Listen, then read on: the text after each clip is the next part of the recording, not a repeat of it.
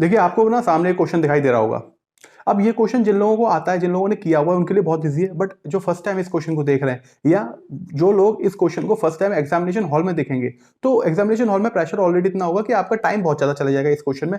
अगर आपने सॉल्व कर भी लिया, वैसे चांसेस हैं कि आप इसको ना सॉल्व कर पाए। तो हमारा काम करने का तरीका बिल्कुल सीधा है। पहले तो इस क्वेश्चन की सोल को पकड़ेंगे, आत्मा कहाँ है इस क्वेश्चन की, और फिर उसके बाद तो कहानियां हैं, जैसे दादी माँ और बचपन में हम लोग कार्टून देखते थे, कहानियां सुनते थे, उसी तरीके की कहानी लगेगी ये बिल्कुल। तो सबसे पहले क्या करते हैं, इस क्वेश्चन को तो हटाते हैं और फिर एक कहानी सुनाता हूं मैं, जिसमें इस क्वेश्चन की आत्मा आपको मिल जाएगी कि भाई क्या पकड़ना है इस क्वेश्चन के अंदर। तो देखो सीधी सी बात है, आपने क्या किया, रेलवे का एग्जाम दिया एएलपी वाला, और उससे आप बन गए लोको पायलट, ठीक है। और आप जा रहे हैं अपनी ट्रेन को लेके।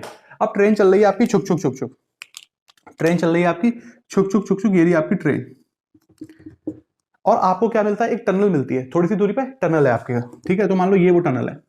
अब मान लिया इसकी टनल का एक मुख क्या है, ए, और एक मुख क्या है, बी। एक एंड ए मान लिया मैंने और एक एंड बी मान लिया, ठीक बात है। अब आप बहुत समझदार लोको पायलट है, तो आप क्या करेंगे, जैसे ही आप कुछ दूरी पे थे टनल से, यानी मान लीजिए एक्स दूरी पे थे फॉर एग्जाम्पल, ठीक है, एक्स दूरी पे मान लेते हैं, ठीक है, एक्स दूरी पे थे, तो आपने क्या किया, हॉर्न बजाया। जैसे ही आपने हॉर्न बजाया, क्यों बजाया भाई, समझदार है ना आप, आपको पता है कि उसके अंधेरा है, टनल के अंदर कोई जानवर हो सकता है, जिससे एक्सीडेंट ना हो, तो आपने क्या किया, पहले हॉर्न बजा दिया। अब यहाँ पे बैठी है बेचारी बिल्ली, बिल्ली हो सकती है, डॉग हो सकता है, कुछ भी हो सकता है, ठीक है।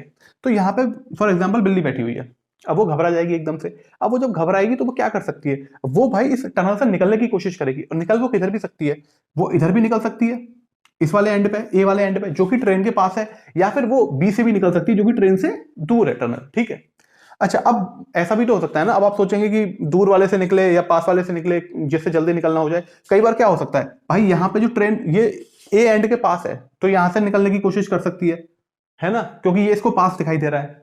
लेकिन जो ट्रेन है उसको पहुंचने में भी तो कम टाइम लगेगा ना ये पे, और बी है तो बी इससे दूर है कैट से, लेकिन ट्रेन को पहुंचने के बाद दूरी समय लगेगा, तो थोड़ा सा कंफ्यूजन है। तो आप ब्लेम मत करो कैट को कि उसको कहां से निकलना चाहिए, ठीक है, वो कंफ्यूजन की स्टेट है उसकी, मरता क्या ना करता वाली सिचुएशन है, ठीक है।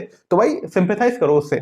तो ट्रेन जो कैट है आपकी, वो इधर भागेगी या उधर भागेगी। अब हमारा सिंपल सा काम है, हमारा सिंपल सा काम है, बस मुझको ये बताओ कि ट्रेन ने भागना कब चालू करा।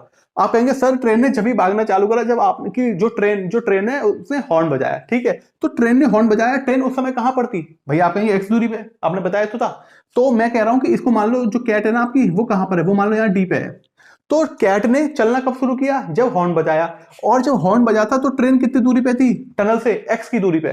तो बस कुल मिला के बात ये है कि आपको ये समझ लेना है कि जितनी दूरी, जितने समय में जो ट्रेन ए पर पहुंचेगी, उतने समय में जो कैट है आपकी वो भी ए पर पहुंचेगी। क्योंकि क्या हो रहा है, दोनों कैट जो है कहीं पर भी चले, कैट चाहे ट्रेन की अपोजिट डायरेक्शन में आए या फिर कैट जो है ट्रेन की सेम डायरेक्शन में जाए, जब वो ट्रेन टनल के एंड पर पहुंचती है, जहां पर टनल खत्म होने वाली है, यहां पर पहुंचे या यहां पर पहुंचे, ट्रेन भाई साहब उसी समय पर वहां होती है, ठीक है। तो यानी कुल मिला के दोनों ने स्टार्ट एक समय पे किया जब हॉर्न बज रहा था, और अंत में भी दोनों एक जगह पर एक ही समय पे आए, यानी टनल के एंड पर भी एक साथ आए। तो यानी कुल मिला के इनको समय बराबर लगा, बराबर समय लगा। कैट जो है डी से लेके ए पर आई, उसी वक्त ट्रेन जो है इस डिस्टेंस से एक्स डिस्टेंस को कवर करके ए पर आ गई। भाई आपकी जो कैट है वो डी से बी पर पहुंची, और वो देख के दंग रह गई कि ट्रेन भी जो है तुरंत वहीं उसी वक्त बी पर पहुंच गई। समझ में आ गई बात कि नहीं आई? यानी कुल मिला के आपको करना क्या है, आपको टाइम को इक्वल करना है, और वही इस क्वेश्चन की आत्मा है, वही इस क्वेश्चन का सोल है कि आप कुल मिला के टाइम बराबर कर दो, ठीक है।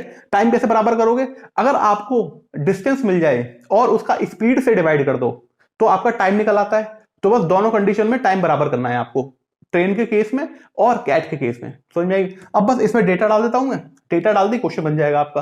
अब देखिए आपके सामने क्या है, यह है आपकी ट्रेन ए, ये है आपकी टनल ए बी, ठीक है, टनल ए बी हो गया, और ये रही आपकी ट्रेन।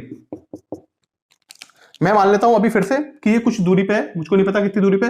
टनल की जो पूरी लंबाई है वो मुझको नहीं पता, लेकिन मुझको इतनी बात पता है कि जो कैट बैठी हुई है ना यहाँ पे टी पे, ये जो कैट कैट बैठी हुई है, ये 3/8 दूरी पे बैठी हुई है ऑफ ए बी।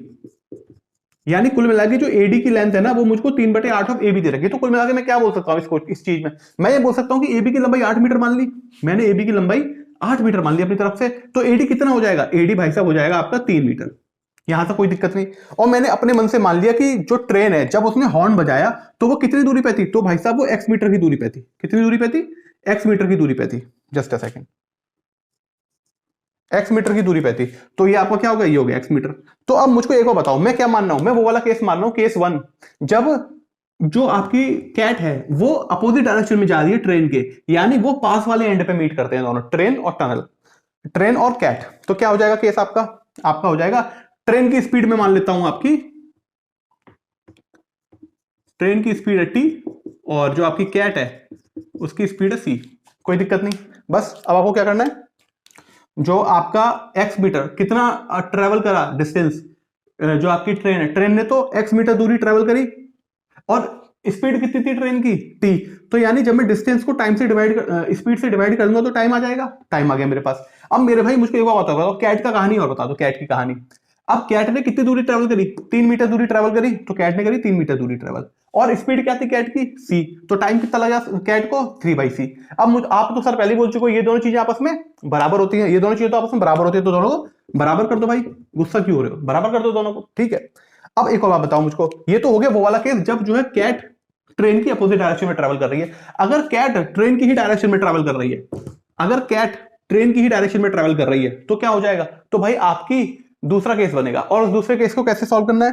देखिए आप, ट्रेन की कहानी पहले लिखते हैं। ट्रेन ने कितनी दूरी ट्रेवल करी? भाई आप कहेंगे सर आपने ये कहा था कि चाहे किधर भी ट्रेवल करे कैट, ट्रेन जो है और कैट जो है टनल के एंड पर मिलते हैं, टनल के एंड पर मिलते हैं, तो यहां मिल गए। अब यहां मिलने की बारी है बी पर। तो जब बी पे मिलेगी ट्रेन तो कितनी दूरी ट्रेवल करेगी? कितनी दूरी ट्रेवल करेगी? ये एक्स मीटर और ये पूरा का पूरा ए बी, ये एक्स मीटर, ये पूरा का पूरा ए बी, तो x+8, तो x+8, x+8 मीटर दूरी ट्रेवल करी आपकी ए ने, ट्रेन ने, और टाइम कितना लगा उसको? टी से डिवाइड कर दो। सेम कहानी किसकी? भाई सेम कहानी है आपकी कैट की। कैट ने कितनी दूरी ट्रेवल करी? भैया कैट डी पे तो पहले ही बैठी थी, तो कैट को कितना डिस्टेंस ट्रेवल करना पड़ा? कैट को केवल 5 मीटर का डिस्टेंस ट्रेवल करना पड़ा, तो 5। और ट्रेन और कैट की स्पीड क्या है? कैट की स्पीड है सी। ये कौन सी इक्वेशन भाई साहब? दूसरी। पहली इक्वेशन ये रही हमारी आंखों के सामने, दूसरी इक्वेशन ये रही हमारे आंखों के सामने। हमको करना क्या है कुल मिला के? स्पीड का रेशियो पूछा है सवाल में, सवाल को प्रस्तुत किया जाए। देखिए स्पीड का रेशियो पूछा है आपसे, अल्टीमेटली आप क्या करेंगे इसमें? आप जो है इसमें स्पीड का रेशियो निकालेंगे, टी, इसको इन दोनों को सॉल्व करना है हमको, ठीक है। तो क्या करते हैं, दोनों इक्वेशन को डिवाइड कर देते हैं, एक्स की वैल्यू निकाल देते हैं और एक्स की वैल्यू किसी भी इक्वेशन में डाल दो, इसमें डाल दूंगा तो सी और टी का रेशियो निकल आएगा। यही करना है। तो पहली और दूसरी इक्वेशन को डिवाइड करेंगे तो आपके पास क्या आ जाएगा? आपके पास आ जाएगा x/x+8 इज इक्वल टू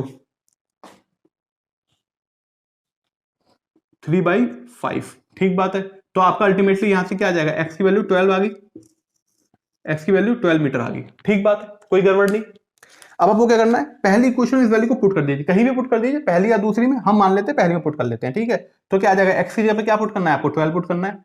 तो आपका आ जाएगा 12/t is equal to 3/c, 3 4 12, यानी क्या आ गया? c/t is equal to 1/4। तो कार का वो जो कैट है और जो ट्रेन है उनका रेशियो क्या आ जाएगा स्पीड का? 1/4। लेकिन आपसे किसका पूछा है? आपसे पूछा है जो ट्रेन है उसकी स्पीड और कार की और जो कैट है उसकी स्पीड का रेशियो। तो क्या आ जाएगा आपके पास? आपके पास आ जाएगा 4:1। दैट इज आपका ऑप्शन नंबर, कौन सा ऑप्शन है आपका? That is option number B. I hope clear हो गया होगा, ठीक है। तो बस मजे से इस तरीके की लैंग्वेज के क्वेश्चन से घबराना नहीं है, और आपको क्या करना है जो मैंने बता दिया उस तरीके से क्वेश्चन को प्रोसेस कर जाना है। याद रखना है कि आत्मा कहां है इस क्वेश्चन की, सोल कहां पर है इस क्वेश्चन का, वो है टाइम को बराबर कर देना है, ठीक।